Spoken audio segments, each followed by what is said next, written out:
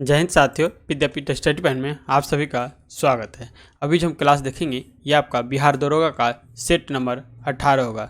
Set 17 जो है इससे पहले हम इसका पीडीएफ टेलीग्राम पे अपलोड कर दिए हैं और सेट नंबर 11 से जो है आगे उसका डिस्कशन यूट्यूब पे भी डाल दिए हैं, तो वहाँ जाके आप इसको देख सकते हैं। ठीक है, और पहले जाइए टेलीग्राम पे, इसका जो है पीडीएफ डाला हुआ है, वहाँ जा करके पहले डाउनलोड करके उसको टेस्ट दीजिए। यदि आपका 75+ यदि क्वेश्चन सही हो रहा है तो समझिए आपका जो तैयारी है वो बिल्कुल सही दिशा में चल रहा है। यदि इससे कम हो रहा है तो आपको और इम्प्रूव करने की ज़रूरत है। ठीक है, तो चलिए हम आज का जो क्लास है वो शुरू करते हैं। तो देखेंगे फर्स्ट क्वेश्चन इसमें दिया है, निम्नलिखित रोग में से कौन सा टाइगर मच्छरों द्वारा संचालित नहीं होता है। तो इसमें से एक रोग जो है ये आपको टाइगर मच्छर के द्वारा संचालित नहीं होता है, तो वो देखेंगे तो जापानी एन्सेफेलाइटिस हो जाएगा। तो यहाँ पे आंसर आपका डी हो जाएगा। जबकि पीत ज्वर, डेंगू और चिकनगुनिया जो है ये टाइगर मच्छरों द्वारा संचालित होता है। जापानी एन्सेफेलाइटिस देखेंगे तो नामक रोग एक वायरस से संक्रमित क्यूलेक्स विष्णुक नामक मच्छर से होता है। टाइगर मच्छर से पीत ज्वर, डेंगू, चिकनगुनिया होता है। टाइगर मच्छर को एंडीज एल्बोपिट्स भी कहते हैं। तो इस तरह से इसका आंसर डी हो जाएगा। नेक्स्ट क्वेश्चन देखते हैं। नेक्स्ट क्वेश्चन कर है, बच्चों में प्रोटीन की न्यूनता के कारण जो रोग उत्पन्न होता है वह कौन सा रोग है। तो ये देखेंगे तो ये मेरामस हो जाएगा। यहाँ पे इसका आंसर ए हो जाएगा। मेरामस देखेंगे तो रोग प्रातः भोजन में प्रोटीन तथा कैलोरी दोनों की कमी से होती है। इस रोग से पीड़ित बच्चों की शरीर वृद्धि रुक जाती है। उनका शरीर जो है दुबला एवं आँखों का हीनता हो जाता है। यह मुख्यतः 1 साल के बच्चे में होता है। ठीक है, नेक्स्ट देखेंगे बेरी है, ये आपका विटामिन B1 का होता है और विटामिन B1 का नाम पूछेगा तो इंग्लिश नाम उसका हो जाता है थायमीन। रिकेट्स होता है ये बच्चों में होता है। बच्चों में देखेंगे तो रिकेट्स बीमारी होता है जो विटामिन डी के कमी से जो होता है ये रिकेट्स बीमारी होता है। ठीक है, इसी को ही कहीं कहीं सूखा रोग भी डाल देता है। नेक्स्ट देखेंगे सूर्य के प्रकाश के अदृश्य भाग से प्रकाश संश्लेषण किया जाता है कुछ, तो किस में किया जाता है तो ये देखेंगे तो बैक्टीरिया द्वारा किया जाता है। सूर्य के प्रकाश के अदृश्य भाग से प्रकाश संश्लेषण बैक्टीरिया द्वारा किया जाता है। नेक्स्ट देखेंगे मानसिक रूप से विकलांग हेतु राष्ट्रीय संस्थान निम्नलिखित में से कहाँ पे अवस्थित है। तो ये जो अवस्थित है हैदराबाद में। नेक्स्ट देखते हैं, एक दंत चिकित्सक द्वारा रोगी के दांतों की जांच के लिए प्रयुक्त दर्पण है। तो ये जो है डेंटलिस्ट द्वारा जो लेंस का प्रयोग किया जाता है वो कौन सा लेंस होता है उसमें, तो ये अवतल लेंस होता है। नेक्स्ट देखेंगे बेतार संचार पृथ्वी के सतह को निम्नांकित द्वारा परावर्तित किया जाता है। तो ये किस मंडल के द्वारा परावर्तित किया जाता है तो ये देखेंगे आयन मंडल के द्वारा। तो यहाँ पे इसका आंसर सी हो जाएगा। आयन मंडल की ऊंचाई जो होता है 80 से 640 किलोमीटर की होती है। इसमें विद्युत आवेशित कण की अधिकता होती है एवं ऊंचाई के साथ तापमान बढ़ता है। वायुमंडल की इस परत से रेडियो की तरंगें जो है ये आपका परावर्तित होता है। अब आता है समताप मंडल में पूछता है बार बार, जो कि ओजोन परत है। ये आपका ओजोन परत जो है ये सप्ताप मंडल में ही पाया जाता है। बहिर्मंडल पूछता है तो जितना ही जो है उपग्रह का प्रक्षेपण किया जाता है, उपग्रह का प्रक्षेपण किया जाता है ये आपका बहिर्मंडल में किया जाता है। उसके बाद आता है क्षोभ मंडल होता है, सबसे नीचे वाला मंडल होता है। और मौसमी घटना जितना भी होता है ये आपका क्षोभ मंडल में होता है। नेक्स्ट क्वेश्चन देखते हैं, टेलीविजन के दृश्य नियंत्रण के लिए किस प्रकार के विद्युत चुंबक के विकिरण का उपयोग किया जाता है। तो ये जो किया जाता है अवरक्त किरण का। तो यहाँ पे इसका आंसर ये हो जाएगा। अवरक्त किरणें की खोज जो है ये देखेंगे आपका हर्सले के द्वारा जो है ये आपका 1940 में किया गया था। ये तरंगे पदार्थ का उच्च ताप पर गर्म करने पर निकलती है। इन किरणों की भेदन शक्ति अधिक होने के कारण ये घने कोहरे में जो है धुंध से भी पार निकल जाती है। युद्ध काल में इन किरणों का उपयोग दूर दूर तक सिग्नल भेजने में किया जाता है और इनका उपयोग देखेंगे तो अस्पताल में रोगियों की सिकाई करने के व कोहरे में फोटोग्राफी करने में भी अवरक्त किरणें का प्रयोग किया जाता है। नेक्स्ट क्वेश्चन देखते हैं, निम्नलिखित देशों को उनके नाभिकीय शक्ति संयंत्रों की संख्या के अवरोही क्रम में व्यवस्थित कीजिए और सही उत्तर को चयन कीजिए। ठीक है, तो ये देखेंगे तो सबसे ज़्यादा किसके पास परमाणु संयंत्र है और उसके बाद जो है किसके पास, तो ये आपको मिलाने के लिए दिया है। तो सबसे ज़्यादा जो देखेंगे तो ये आपका हो जाएगा संयुक्त राज्य अमेरिका के पास। उसके बाद जो हो जाएगा सेकेंड नंबर पर फ्रांस आ जाएगा, फिर थर्ड नंबर पर देखेंगे तो जापान आ जाएगा और फोर्थ नंबर पर आ जाएगा रूस। तो इस तरह से इसका आंसर देखेंगे तो ये हो जाएगा, और इस तरह से इसका आंसर एक ऐसे, हाँ इस तरह से इसका आंसर ए नहीं होगा, सी हो जाएगा। ठीक है, 4 1 2 3 ये होगा इसका आंसर। नेक्स्ट क्वेश्चन देखेंगे। नेक्स्ट क्वेश्चन कर रहा है सूची 1 को सूची 2 से मिलाने के लिए। तो यहाँ पर दिया है क्यूरियोसिटी, तो ये देखेंगे तो क्यूरियोसिटी जो हो जाएगा यूएसए का मंगल ग्रह अन्वेषी अंतरिक्षयान, यानी क्यूरियोसिटी रोवर। तो ये इसका आंसर ये का 1 का 3 हो जाएगा। दूसरा देखेंगे तो आता है मैसेंजर। मैसेंजर का उपयोग जो है नासा का बुध ग्रह का अन्वेषण है, तो ये तरह से 1 का 4 हो जाएगा। नेक्स्ट देखते हैं सी नंबर जो दिया है रुस्तम 1। रुस्तम 1 जो है DRBO का मानव रहित वायुयान है, इसका आंसर एक जो सी का 2 हो जाएगा, और आकाश का हो जाएगा ये आपका टैबलेट हो जाएगा। तो इस तरह से इसका आंसर देखेंगे तो ये नंबर सही होगा। नेक्स्ट देखते हैं पीने के पानी को शुद्ध करने के लिए निम्नलिखित विकिरण अवशोषित किया जाता है। तो कौन सा विकिरण अवशोषित किया जाता है, तो इसमें देखेंगे तो क्लोरीन हो जाएगा। क्लोरीन जो होता है हरे पीले रंग की तथा तीखी और दम घोटने वाली गैस है। क्लोरीन गैस चूने के साथ प्रतिक्रिया कर ब्लीचिंग पाउडर का निर्माण करती है, और ब्लीचिंग पाउडर का प्रयोग जो है पेयजल को शुद्ध करने में किया जाता है। नेक्स्ट आता है परिशीतन खाद्य परिरक्षण के में मदद करता है। तो ये जो मदद करता है जैविक रासायनिक अभिक्रिया की दर को कम करने में। नेक्स्ट क्वेश्चन देखते हैं प्रोटीन की प्रचुरता वाला खाद्य पदार्थ में उपस्थित एमिनो अम्ल टायरोसिन के बारे में निम्नलिखित कथनों पर जो है विचार कीजिए। तो इसमें से बताना है, एक सही नहीं है, ये सही वाला नहीं वाला पॉइंट जो है हमेशा पढ़िएगा, क्योंकि कई कई क्वेश्चन में ये नहीं रहता है और छूट जाता है। तो इस तरह से देखेंगे तो इसका आंसर जो हो जाएगा ये हो जाएगा आपका, यह जो है बुढ़ापे के लिए उत्तरदायी मुक्त मूलक के विरुद्ध रक्षा कर सकता है। ये देखेंगे टायरोसिन एक गैर आवश्यक अमीनो अम्ल है जो शरीर की उपस्थिति एक अन्य अमीनो अम्ल फिनाइलाइसिस से बनता है। यह अनेक मस्तिष्क रसायनों न्यूरोट्रांसमीटर्स का निर्माण करता है। यह ऊर्जा के स्तर को बढ़ाने की सहायता करता है। यह उदासी से लड़ सकता है। ठीक है, नेक्स्ट देखते हैं निम्नलिखित में से कौन जो है अलवार संत नहीं है। तो इसमें से एक अलवार संत नहीं है, तो यहाँ देखेंगे तो तिरुझान जो है ये आपका अलवार संत नहीं है। उत्तर भारत के साथ दक्षिणी भारत में भी शिव पूजा का व्यापक प्रचार प्रसार हुआ। दक्षिण भारत में शैव धर्म का प्रचार प्रसार नयनार संत द्वारा हुआ। नयनार संतों की संख्या देखेंगे तो 63 बताई गई है, जिनमें प्रमुख जो है अम्पारा, तिरुक्षान संबंध और सुंदर मूर्ति, मणिकवन, वाचगन आदि नाम उल्लेख है। तो ये जो हो गया किसका हो गया, ये नार संत हो गए। ठीक है, बाद में कि जब सब जो है अलवार संत हो गए। गौतम बुद्ध द्वारा अपने धर्म में दीक्षित किया जाने वाला अंतिम व्यक्ति निम्नलिखित में से कौन था। तो इनमें से जो देखेंगे तो ये आपका सुभद्र था, तो यहाँ पे इसका आंसर डी हो जाएगा। नेक्स्ट आता है मौर्य काल में सीता से तात्पर्य था। तो सीता जो था एक तरह का देखेंगे तो ये आपका राजकीय भूमि से प्राप्त आय था। मौर्य काल राजकीय भूमि की व्यवस्था करने वाला प्रधान अधिकारी सीता अध्यक्ष कहलाते थे, जो दासों, कर्मकारों तथा बंदियों की सहायता से खेती करवाता था। इससे जो आय की उत्पत्ति होती थी या आय होता था उसको ही सीता कहा गया है। नेक्स्ट देखते हैं फिरोज तुगलक द्वारा स्थापित दार उल सफ़ा क्या था। तो दार उल सफ़ा जो था एक तरह का ये आपका खैराती अस्पताल था, जो फिरोज शाह तुगलक के द्वारा स्थापना किया गया था। रोगियों की चिकित्सा के लिए फिरोज शाह तुगलक ने दिल्ली में दार उल सफ़ा अथवा जो है खैरात दवाखाना की स्थापना करवाया। यहाँ रोगियों का निःशुल्क चिकित्सा एवं भोजन का उत्तम प्रबंधन था।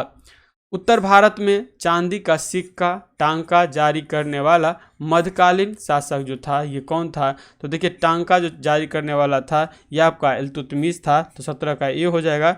दिल्ली की मुद्रा प्रणाली में इल्तुतमिश शासक ऐतिहासिक महत्व रखता है तथा मुद्रा प्रणाली में योगदान सर्वाधिक है। वह पहला तुर्क था जिसके शुद्ध अरबी में सिक्के चलवाया। इसमें चांदी का जो है टांका चलवाया। ये किसका था? चांदी का टांका था।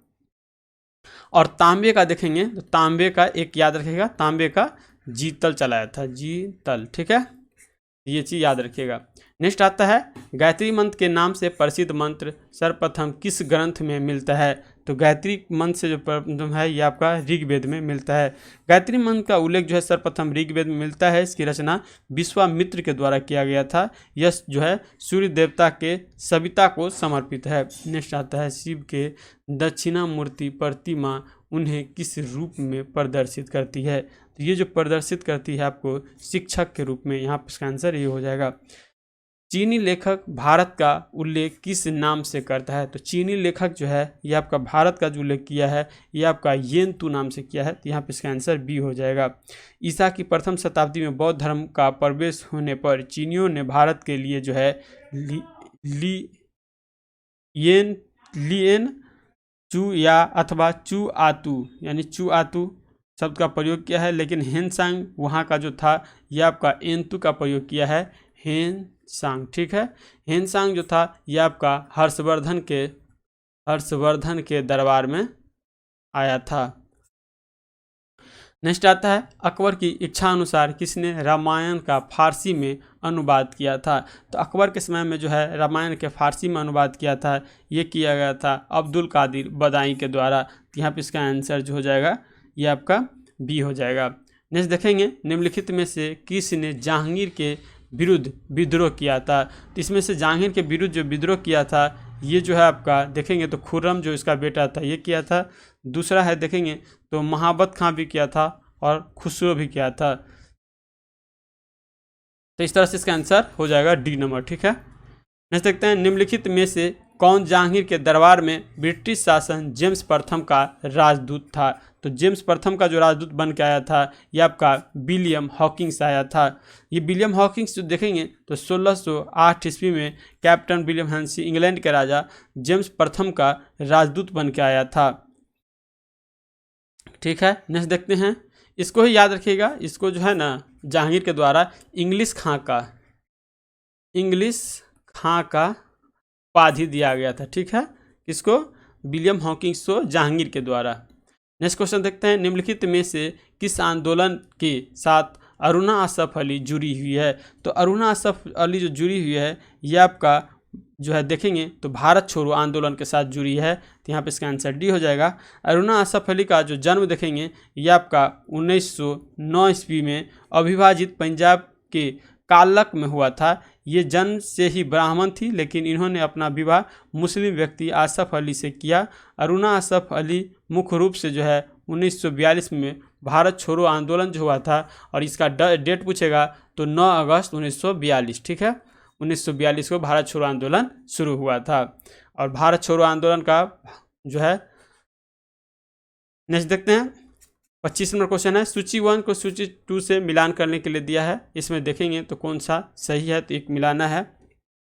देखेंगे तो दिया है लेडी कैथरीन मेयो, तो लेडी कैथरीन मेयो था ये आपका मदर इंडिया डोमिनिक था, तो यहाँ पे इसका आंसर 1 का 2 होगा। दूसरा दिया हुआ है लारी कैलिंस एंड लॉपियर, तो इसका जो हो जाएगा फ्रीडम एंड मिडनाइट, तो इसका 1 हो जाएगा। राम मनोहर लोहिया, तो राम मनोहर लोहिया जो है इसका देखेंगे तो guilty man of India's partition, इसका हो जाएगा आपका 4। और Jawaharlal Nehru discovery of India, ये सब पुस्तक है। ठीक है, इस तरह उस पुस्तक के लेखक का नाम दिया है, तो इस तरह से इसका आंसर देखेंगे। पेज ब्लैंक आ गया है, इस तरह से इसका आंसर देखेंगे तो आपका ए हो जाएगा। ठीक, नेक्स्ट आता है मुस्लिम लीग के लाहौर अधिवेशन 1940 की अध्यक्षता किसी ने की थी? तो मुस्लिम लीग के लाहौर की जो अध्यक्षता 1940 में हुआ था ये आपका जो किया गया था मोहम्मद अली जिन्ना के द्वारा किया गया था, यहाँ पे इसका आंसर सी हो जाएगा। मुस्लिम लीग के लाहौर अधिवेशन 1940 की अध्यक्षता मोहम्मद अली जिन्ना के द्वारा किया गया था। 1942 में कांग्रेस के बम्बई अधिवेशन में किसके द्वारा भारत छोड़ो प्रस्ताव जो है ये पारित किया गया था? तो ये जो किया गया था आपको जवाहरलाल नेहरू को दिया रहा। तो यहाँ पे इसका आंसर ये हो जाएगा। 1942 के कांग्रेस के बम्बई अधिवेशन में जवाहरलाल नेहरू द्वारा भारत छोड़ो प्रस्ताव पारित किया गया और 8 अगस्त 1942 को प्रस्ताव पारित कर दिया गया। इसी सम्मेलन में गांधी जी द्वारा करो और मरो का नारा दिया गया था। ठीक है, नेक्स्ट आता है चंपारण में तीन कठिया प्रथा का तात्पर्य था। तो चंपारण में जो तीन कठिया प्रथा जो था उसका कारण ये था जो 3/20 भूभाग पर नील की खेती करना अनिवार्य था, यानी 1 बीघा में 3 कट्ठा पर जो है नील की खेती करना अनिवार्य था। और यही राजकुमार शुक्ल के द्वारा जब लखनऊ अधिवेशन 1916 में चल रहा था, लखनऊ अधिवेशन वहाँ पर महात्मा गांधी से मिले थे और इनके जो है बुरा हाल के बारे में बताए थे और इसके बाद जो है 1917 में ही जो है चंपारण सत्याग्रह शुरू हुआ था।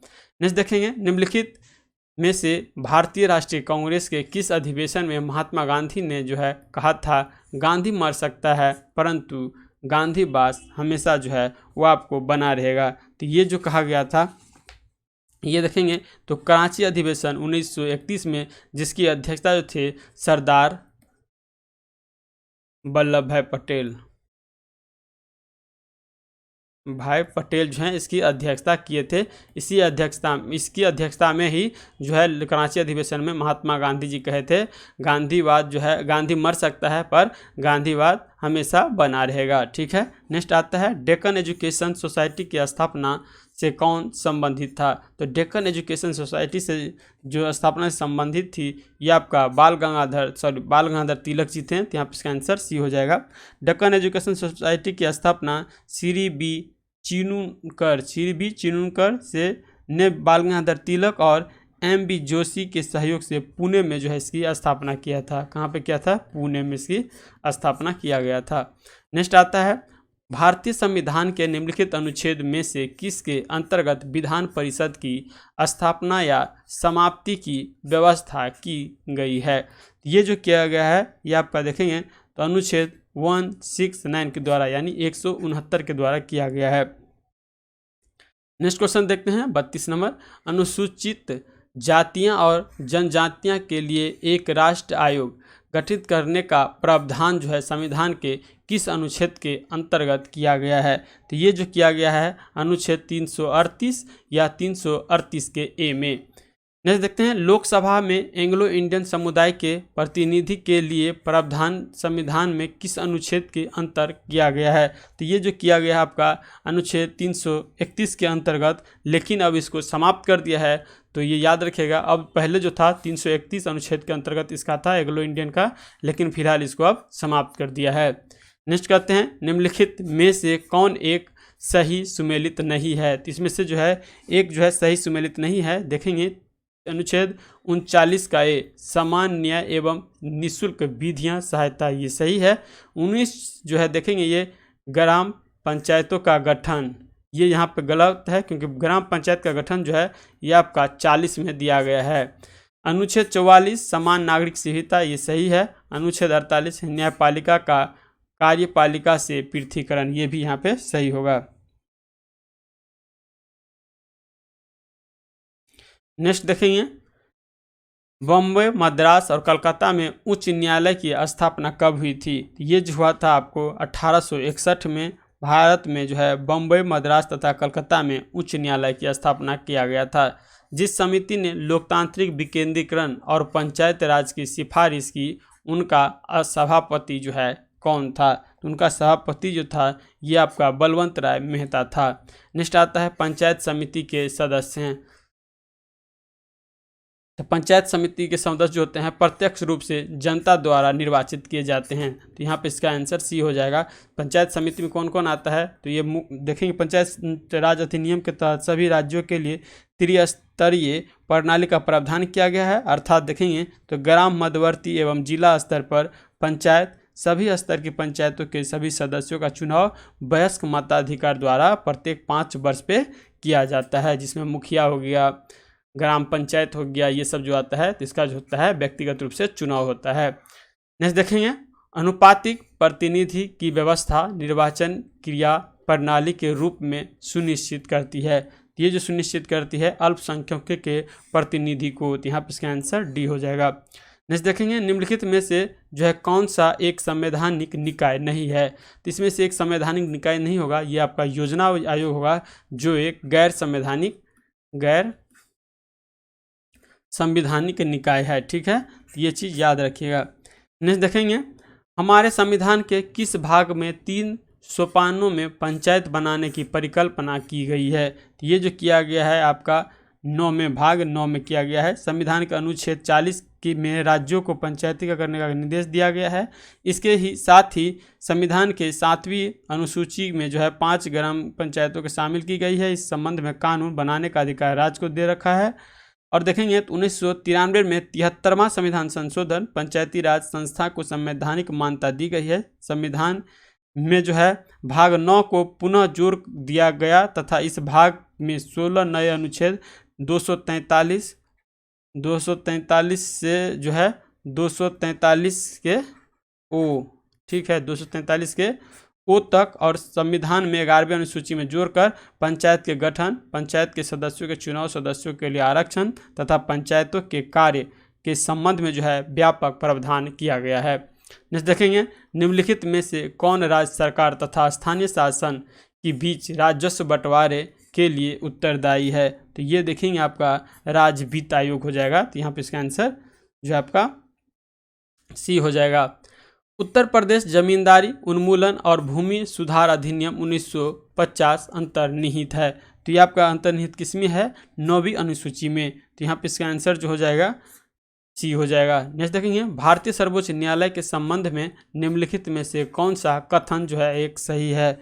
इसका जो कथन सही है, इसका मूल अपीलीय और परामर्श संबंधी क्षेत्राधिकार। तो यहाँ पे इसका आंसर डी हो जाएगा।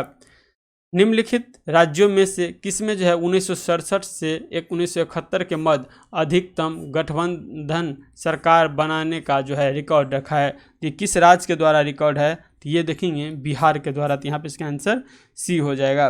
नेक्स्ट आता है, निम्नलिखित कथनों में से कौन सा एक जो है सही नहीं है। इसमें से एक जो सही नहीं है ये देखना है। तो देखेंगे, संविधान संशोधन विधेयक संसद के दोनों सदनों द्वारा अलग अलग विशेष बहुमत से पारित होना चाहिए। ये बिल्कुल सही है। सर्वोच्च न्यायालय में संविधान संबंधी मामले की सुनवाई कम से कम 5 न्यायाधीश द्वारा की जानी चाहिए। ये भी सही है। प्रेस की स्वतंत्रता, मूल अधिकार, वाक स्वतंत्रता, अभिव्यक्ति की स्वतंत्रता में शामिल है। ये सही है। देखिए, जाकिर हुसैन जो है भारत के प्रथम उपराष्ट्रपति थे। ये गलत है क्योंकि डॉक्टर सर्वपल्ली राधाकृष्ण जी थे। नेक्स्ट आते हैं, नेक्स्ट कह रहा है, निम्नलिखित में से कौन सा कर भारत सरकार द्वारा नहीं लगाया जाता है। यानी भारत के सरकार जो है उनके द्वारा नहीं लगाया जाता है। तो ये मार्ग कर या टोल टैक्स हो जाएगा। तो यहाँ पे इसका आंसर डी हो जाएगा। सीमा कर, शिक्षा कर तथा सेवा कर भारत सरकार द्वारा लगाया जाता है, जबकि मार्ग कर यानी टोल टैक्स का लगान जो है परिवहन विभाग की जिम्मेदारी होती है, जो राज्य सरकार के द्वारा संचालित होती है। नेक्स्ट आता है, उदारीकरण, निजीकरण और भूमंडलीयकरण की नई आर्थिक नीति घोषित की गई थी। तो ये प्रधानमंत्री उस समय में कौन थे, तो ये प्रधानमंत्री नरसिम्हा राव के द्वारा किया गया था। उदारीकरण, निजीकरण और भूमंडलीकरण की नई आर्थिक नीति जो है ये आपका 1991 से 92 में घोषित की गई। उस समय प्रधानमंत्री जो है नरसिम्हा राव थे और जिसके द्वारा किया गया था उस समय वित्त मंत्री देखेंगे तो ये आपका मनमोहन सिंह थे। ठीक है। नेक्स्ट आता है, गांधीवादी अर्थव्यवस्था किस पर आधारित है। तो गांधीवादी अर्थव्यवस्था जो होगा ये आपका न्यास पर आधारित होगा। ठीक है, यहाँ पे इसका आंसर बी हो जाएगा।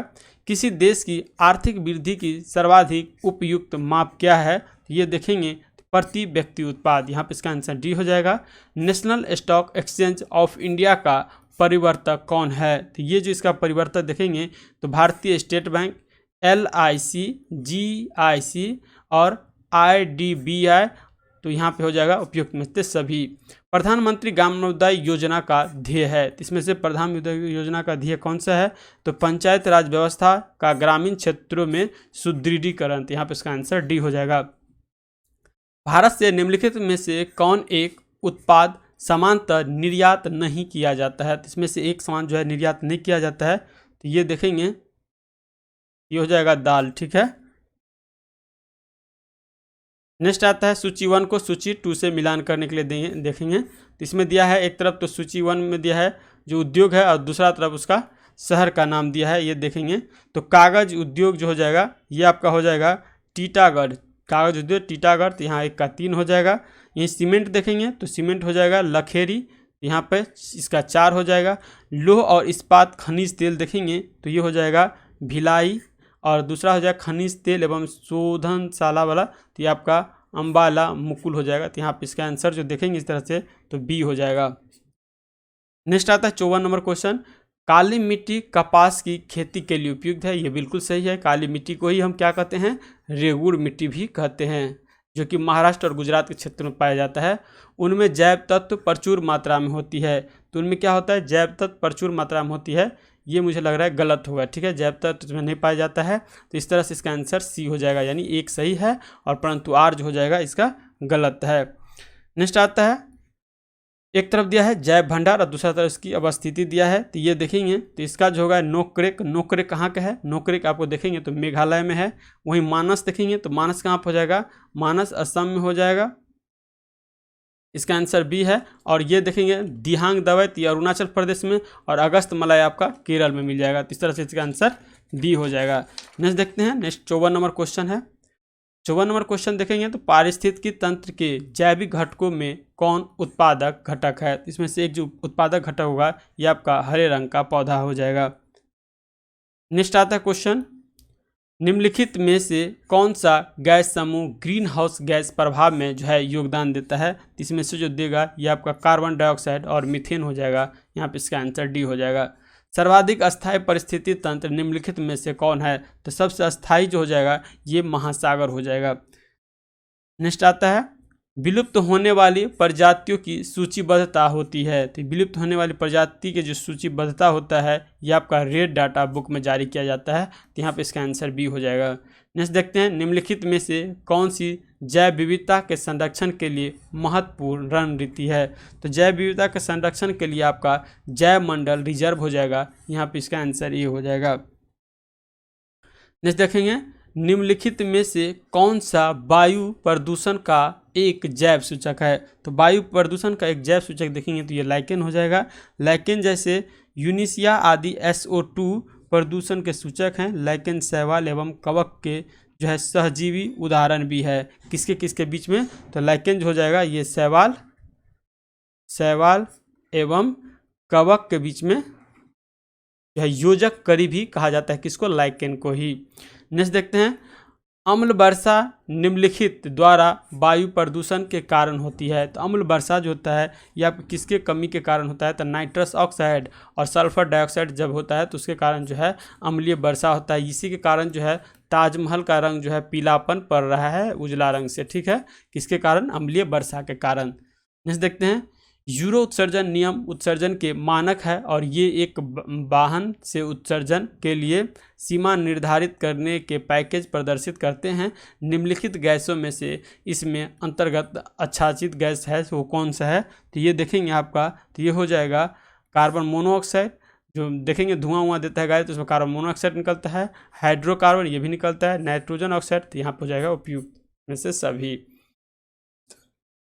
निम्नलिखित वायु प्रदूषण में से कौन रक्त धारा को दुष्प्रभावित कर देता है, जिससे जो है मनुष्य की मृत्यु हो जाती है, तो जो धारा होता है उसको जो है अवरोहित कर देता है, ये करता है कार्बन मोनोऑक्साइड। कार्बन मोनोऑक्साइड जो होता है गाड़ी का जो कार्बोरेटर जलता है ना और धुआं देता है उसमें जो निकलता है इसे ही कार्बन मोनोऑक्साइड कहते हैं। नेक्स्ट कहता है भारत में निम्नलिखित में से किस राज्य में नगरीय घनत्व जो है ये आपका सर्वाधिक है। नगरीय घनत्व जो है सबसे ज़्यादा जो देखेंगे ये आपका पश्चिम बंगाल में है। यहाँ पे इसका आंसर डी हो जाएगा। भारत में जनसंख्या की दृष्टि से 4 बड़े प्रदेश में प्रथम स्थान जो है उत्तर प्रदेश, द्वितीय स्थान महाराष्ट्र तथा बिहार और चतुर्थ स्थान आता है, जबकि नगरीय घनत्व के मामले में जो है ये आपका पश्चिम बंगाल का स्थान पहला आता है। वायुमंडल में उपस्थित ओजोन द्वारा निम्नलिखित विकिरण अवशोषित किया जाता है। तो ये आपको किया जाता है देखेंगे तो पराबैंगनी किरण को ही जो वायुमंडल में ओजोन परत है, ओजोन परत कहाँ पाया जाता है बताए थे ऊपर, समताप मंडल में एक ओजोन परत जाता है जो पराबैंगनी किरण को रोक लेता है। नेक्स्ट देखते हैं किस स्तर यानी डेसिबल में से अधिक की ध्वनि खतरा ध्वनि प्रदूषण कहलाता है। तो इससे ज़्यादा यदि डेसिबल हो जाएगा तो ये हमारे लिए क्या हो जाएगा, हानिकारक हो जाएगा। तो इसका देखेंगे तो 80 डेसिबल हो जाएगा। ठीक है, इसका आंसर जो है डी हो जाएगा। निम्नलिखित संघ शासित राज्यों में स्त्री साक्षरता 2011 की जनगणना के अनुसार उच्चतम है। तो इसमें से जो सबसे ऊंचा है ये देखेंगे तो लक्षद्वीप का है, जो कि लक्षद्वीप का देखेंगे तो कितना है, तो लक्षद्वीप का हो जाएगा 92.91%, इतना हो जाएगा लक्षद्वीप का। निम्नलिखित देशांतर में कौन सा भारत की परमाणिक मध्याह्न रेखा कहलाता है। तो यह परमाणिक मध्याह्न रेखा जो हो जाएगा ये आपका 82.5 डिग्री पूर्वी हो जाता है, और इसी के कारण जो है हमारे इंडिया का समय जो है ये आपका 5.5 घंटा जो है आगे होता है। क्योंकि जो यमयोत्तर रेखा होता है ना, यमयोत्तर रेखा से यदि पूरब की ओर जाता है तो समय जो बढ़ता है, और यमयोत्तर रेखा जो या यमयोत्तर रेखा को ही ग्रीनविच लाइन भी कहते हैं, जो ब्रिटेन से गुजरती है। ठीक है, और इससे जो है हम पश्चिम जाते हैं तो समय घटता है। तो इसीलिए जो 82.5 डिग्री पे जो हमारी जो यमयोत्तर रेखा है, इसीलिए 5-5.5 घंटा का क्या है समय ग्रीनविच समय से आगे है। ये क्वेश्चन आते रहता है। नेक्स्ट देखते हैं राष्ट्रीय राजमार्ग विकास परियोजनाओं के उत्तर दक्षिण तथा पूर्व पश्चिम गलियारे मिलते हैं। तो इन दोनों गलियारा जो है आपका झांसी में मिलता है। यहाँ पे इसका आंसर जो है बी हो जाएगा। नेक्स्ट आता है क्वेश्चन 71 नंबर, निम्नलिखित में से कौन एक सुमेलित नहीं है। तो इसमें से एक सुमेलित नहीं है ये आपको बताना है। तो ये देखेंगे नाथुला जो देखेंगे ये पहला ही गलती हो गया, क्योंकि नाथुला जो है ये आपका सिक्किम में है। ठीक है, तो यहाँ पे इसका आंसर ये हो जाएगा। लिपुलेख उत्तराखंड में है, रोहतांग देखेंगे तो हिमाचल प्रदेश में है, और पालघाटा देखेंगे तो केरल में है। इसी में आता है पालघाट, थाल घाट याद रखिएगा, थाल घाट, और एक आता है भोर घाट। ठीक है, तो ये दोनों जो आएगा ना ये आपको महाराष्ट्र में आएगा, ये चीज़ याद रखिएगा। नेक्स्ट क्वेश्चन देख लेते हैं। नेक्स्ट क्वेश्चन आ रहा है, निम्नलिखित में से कौन भारत के प्राकृतिक बंदरगाह है। तो इसमें से एक प्राकृतिक बंदरगाह है, इसके बारे में कौन बोल रहा है, तो कोचिन और विशाखापट्टनम, ये जो दोनों देखेंगे तो ये आपका हो जाएगा प्राकृतिक बंदरगाह का उदाहरण है। तो यहाँ पे इसका आंसर बी हो जाएगा। और ये देखिए विशाखापट्टनम जो प्राकृतिक बंदरगाह है, यहाँ पे पूछता है ये किस पहाड़ी से घिरा है। तो यह आएगा एलिफेंट नोज नामक पहाड़ी से ये जो है विशाखापट्टनम घिरा हुआ है। इसीलिए सबसे सुरक्षित बंदरगाह इसको विशाखापट्टनम को ही कहा जाता है। निम्नलिखित नदियों में से किसका उद्गम जो है भारत में नहीं हुआ है। तो इसमें से एक नदी है, उसका उद्गम देखेंगे तो भारत में नहीं हुआ है, ये आपका सतलज नदी है। सतलज नदी का उद्गम जो है ये आपको होता है मानसरोवर झील के समीप जो है ना एक राकस ताल झील है, ठीक है, वहाँ से सतलज नदी का जो है सो उद्गम होता है, और यहीं से कहा जाता है ब्रह्मपुत्र नदी का भी उद्गम होता है। तो ये दोनों याद रखिएगा। तो इस तरह से इसका आंसर जो है ए हो जाएगा।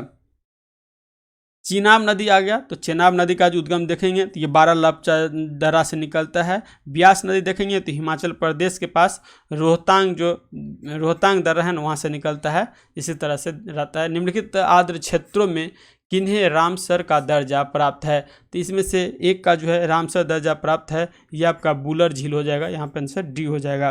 रामसर जो देखेंगे नम भूमियों के संरक्षण के लिए सत उपयोग के लिए फरवरी 1971 में जो है ईरान में जो है एक समझौता हुआ था, जो है वहीं पे जगह नाम है रामसर जगह नाम, तो इसीलिए इसको रामसर समझौता कहता है। और ये 1971 में याद रखेगा फरवरी में हुआ था। तो इस तरह से यहाँ पर देखेंगे, एक तो हो जाएगा बुलर झील, दूसरा जो हो जाएगा आपका लोकटको झील है, चिल्का झील भी है और केवला देवी है। तो चिल्का झील कहाँ जाए, उड़ीसा में। लोकटक झील हो जाएगा मणिपुर में।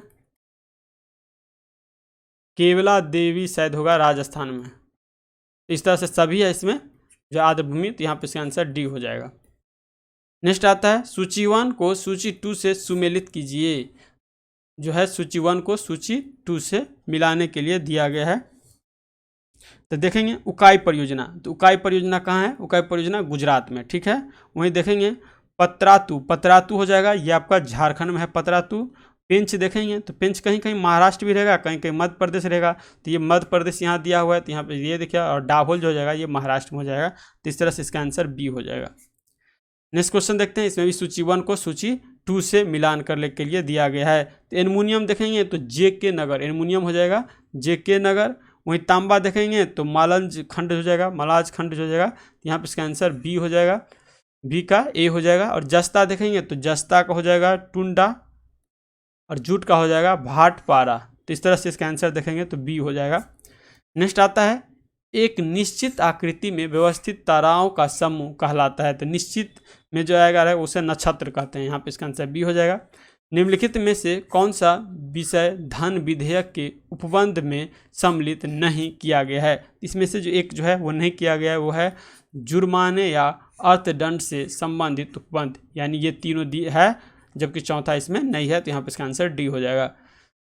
कह रहा है इनकलाब जिंदाबाद का नारा किसके संबंध में है। इनकलाब जिंदाबाद का नारा जो है ये आपका जो है किसके द्वारा दिया गया था। तो मुकदमे की सुनवाई के दौरान क्रांतिकारी इनकलाब जिंदाबाद का नारा लगाते हुए अदालतों में प्रवेश करते और साम्राज्यवाद मुर्दाबाद सर्वहार जिंदाबाद का नारा लगाते हुए अदालत से बाहर आते हैं। इनकलाब जिंदाबाद किसकी रचना है, तो ये आपको मोहम्मद इकबाल की रचना है, ठीक है। मोहम्मद इकबाल ने की थी। का पहली बार नारे के रूप में प्रयोग जो है ये आपका भगत सिंह के द्वारा किया गया था। तो इसका आंसर भगत सिंह लगा लीजिएगा। नेक्स्ट आता है सिक्किम में निम्न में से कौन सा दर्रा है। तो सिक्किम में इसमें से देखेंगे तो ऊपर बताए थे जो है नाथुला दर्रा है सिक्किम में। नेक्स्ट आता है सूची 1 को सूची 2 से मिलान करने के लिए दिया है।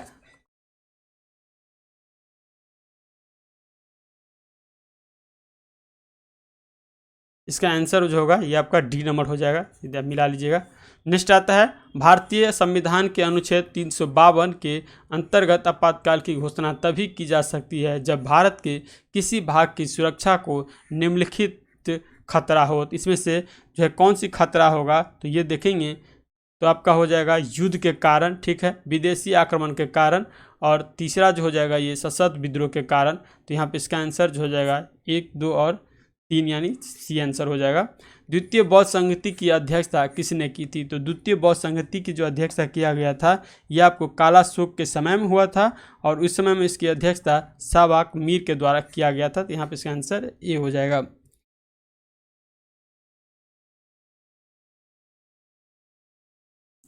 नेक्स्ट क्वेश्चन आता है 84 नंबर। इब्राहिम लोदी के काल में बिहार का सूबेदार कौन था जिसने सुल्तान के विरुद्ध विद्रोह किया था। तो सुल्तान के विरुद्ध जो विद्रोह किया था यह आपको दरिया खां नुहानी था। आज़ाद दस्ता नामक संगठन का गठन किस उद्देश्य से किया गया था। तो ये जो था उद्देश्य उस समय अंग्रेज के विरुद्ध आतंकवादी कार्रवाई के लिए। तो यहाँ पे इसका आंसर बी हो जाएगा। बिहार विधानसभा परिषद के प्रथम सभापति कौन थे। तो ये जो देखेंगे तो ये आपका राजीव रंजन प्रसाद सिंह था। यहाँ पे इसका आंसर जो है बी हो जाएगा। अभ्रक प्रवाधान शिष्ट चट्टानों झीलों के विकास समूह में पाई जाती है। तो ये आपके कौन से समूह पाया जाता है, तो ये देखेंगे तो बांका, जमुई और नवादा में। नेक्स्ट आता है बिहार का पहला डॉल्फिन अभ्यारण्य कहाँ अवस्थित किया गया है। तो ये जो किया गया है विक्रमशिला, ये आपको भागलपुर में, ठीक है। तो ये चीज़ याद रखिएगा। राज्य में नलकूपों से सर्वाधिक सिंचाई किस जिले के जो है किस जिला में किया जाता है। तो ये आपको सबसे जो है समस्तीपुर में किया जाता है। यहाँ पे इसका आंसर बी हो जाएगा। जनगणना 2011 के आधार पर सर्व भारत की तुलना में बिहार का जनसंख्या घनत्व है। तो ये जो जनसंख्या घनत्व है भारत की तुलना में जो है लगभग 2.9 गुना के अधिक है। मुंगेर के दक्षिण पश्चिम में स्थित सूरजगढ़ इतिहास में किस लिए जो है प्रसिद्ध है। ये जो प्रसिद्ध है आपको शेरशाह के और नुहानी पठान के बीच युद्ध के कारण। तो यहाँ पे इसका आंसर सी हो जाएगा। 92 नंबर आता है, भारतीय संविधान सभा के उद्घाटन अधिवेशन की अध्यक्षता किसने की थी? तो ये जो किया गया था सच्चिदानंद सिन्हा के द्वारा। निम्नलिखित में से कौन जो है लोकसभा के सत्र का जो है अवसान करने के लिए प्राधिकृत है? तो ये जो है आपका है देखेंगे तो राष्ट्रपति थी। यहाँ पे इसका आंसर डी हो जाएगा। नेक्स्ट आता है, भारतीय संविधान के निम्नलिखित अनुच्छेद में से कौन सा भारतीय राष्ट्रपति के महाभियोग से संबंधित है? तो राष्ट्रपति के महाभियोग से संबंधित हो जाएगा, यहाँ पे डी आंसर हो जाएगा, क्योंकि ये हमारे भारतीय संविधान राष्ट्रपति संसद के अभिन्न अंग होते हैं। राष्ट्रपति पे संविधान द्वारा अनेक प्रकार की शक्तियाँ प्रदान होती है, जिसमें विधायी शक्तियाँ अंतर्गत राष्ट्रपति, देखिए क्या कर रहा है, राष्ट्रपति पे महाभियोग जो होता है ये संविधान का अनुच्छेद 61 में इसकी चर्चा है। ठीक है, तो यहाँ पे इसका आंसर सी हो जाएगा। नेक्स्ट आता है, निम्नलिखित में से भारत में एक उच्च न्यायालय के बारे में क्या सही नहीं है? इसमें से जो है एक सही नहीं है, ये देखेंगे तो यहाँ पे सी आंसर दिया है। उच्च न्यायालय के न्यायाधीश की नियुक्ति राज्यपाल करता है। ठीक है, उच्च न्यायालय के न्यायाधीशों की नियुक्ति राज्यपाल करता है, जबकि उच्च न्यायालय के न्यायाधीशों की नियुक्ति जो होता है ये राष्ट्रपति के द्वारा किया जाता है। शपथ ग्रहण जो है ना ये राज्यपाल के द्वारा दिया जाता है, इसलिए गलत है। भारतीय संविधान का कौन सा भाग जो है अंतर्राष्ट्रीय शांति और सुरक्षा के प्रति राज्य के उत्तरदायित्व का उल्लेख करता है? तो ये जो करता है देखेंगे राज्य के नीति निर्देशक तत्व। ठीक है, तो इसका आंसर जो है सी हो जाएगा। भारतीय संविधान के भाग 4 राज्य के नीति निर्देशक के सिद्धांत से संबंधित है। इस भाग में देखेंगे तो अनुच्छेद 51 में यह प्रावधान किया गया है कि राज्य अंतर्राष्ट्रीय शांति और सुरक्षा के अभिव्यक्ति का राष्ट्रों के बीच न्याय संगत और सम्मानपूर्ण संबंधों को बनाए रखेगा। ठीक है, नेक्स्ट आता है, मरीचिका का बनना उदाहरण है। तो मरीचिका का बनना उदाहरण देखेंगे तो कुल आंतरिक परावर्तन हो जाएगा। तो यहाँ पे इसका आंसर सी हो जाएगा। नेक्स्ट आता है 98 नंबर, अपने कक्ष में एक उपग्रह पृथ्वी के चक्कर लगाकर रहता है, वह ऐसा निम्न में से किस कारण से करता है? ये केंद्राभिमुखी बल के कारण करता है। तो यहाँ पे इसका आंसर बी हो जाएगा। 99 देखेंगे तो उंगलियों के निशानों की बहुरंगीय सतह को उभारने करने के लिए निम्न में से क्या प्रयुक्त होता है? तो इनमें से जो प्रयुक्त होता है ये देखेंगे ये हो जाएगा फ्लोरोसेंट पाउडर। तो यहाँ पे इसका आंसर डी हो जाएगा। फ्लोरोसेंट पाउडर का उपयोग उंगलियों के निशान को बहुरंगी सतह पर उभारने हेतु प्रयोग किया जाता है। नेक्स्ट देखेंगे, हाल ही में जो है सीरिया में गृह युद्ध में रासायनिक हथियार का प्रयोग हुआ था, इनमें से कौन सा जो है रसायन प्रयोग हुआ था? तो इसमें से रसायन प्रयोग हुआ था ये आपका सरीन गैस हो जाएगा। यहाँ पे इसका आंसर सी हो जाएगा। सीरिया के गृह युद्ध में 21 अगस्त 2013 को प्रदर्शनकारियों का सतह से सतह मार करने वाले रॉकेट सरीन गैस का जो है इसमें प्रयोग किया गया था। तो इस तरह से देखेंगे तो 100 क्वेश्चन का जो है डिस्कशन हो गया। ठीक है, तो प्लीज़ जो है वीडियो को लाइक नहीं किए हैं तो लाइक कर लीजिए और चैनल को सब्सक्राइब कर लीजिए, ताकि इस तरह का ही सेट जो है लगातार देते रहें।